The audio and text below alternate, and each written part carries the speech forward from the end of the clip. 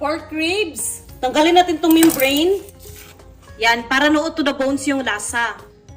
Tapos, tanggalin ko lang itong mga taba-taba konti. Yan na oh. Ganon rin ang gawin ko sa kasama niya. Tapos, hugasan. Ayan, malinis na. Maglatag na ng kawali.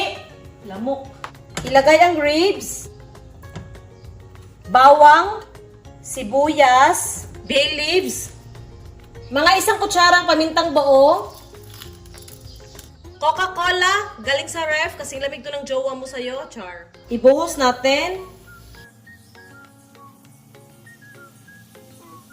Sprite. Char, tubig lang to. Para tuluyang malublob lang yung ribs.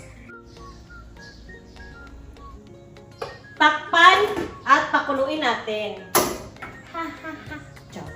Ayan oh, nag-uumpisa ng kumulo.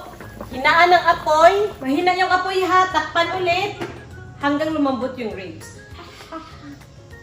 Check natin. Pinakuluan ko to. Sandali lang naman. Mga 1 million years. Charot. Lambot na oh. Ah, wow. Okay na yan. Hanguin. At yan, kumukulo pa rin. Ito na yung gagamitin nating sauce. Lilinisan lang natin. Ayan, malinis na. Palakasan ang apoy hanggang mabawasan yung sabaw.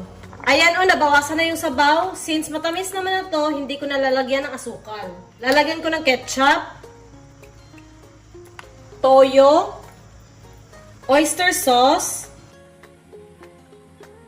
konting pampalasa. Haluin, hatayaan pa nating mag-reduce. Pag ganito na yung itsura ng sauce, cornstarch na may tubig, lagyan natin. Pag ganito kalapot, oh, winner na. Tabi lang muna. Sa malinis na kawali, mga isang kutsarang mantika, i-spread lang.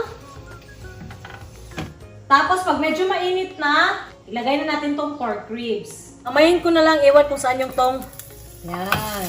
Tapos balik ka rin. I-brush natin tong sauce na ginawa natin.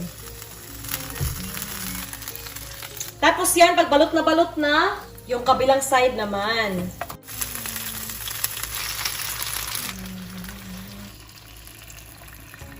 Balik rin natin para yung kabila naman.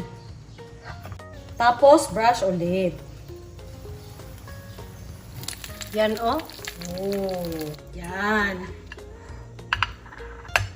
Ito na yung barbecue pork ribs sa kawali at yung sauce. Spring onion lang pang paatsup.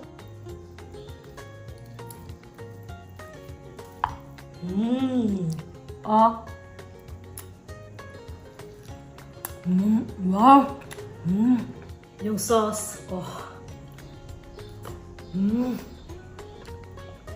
Wow, ang sarap. Yun lang guys, no? Sana nagustuhan nyo itong simple recipe ko ng pork ribs. Deserve natin kumain ng masarap kahit nasa bahay lang tayo. Thank you guys for watching! Kuha ako ng kanin.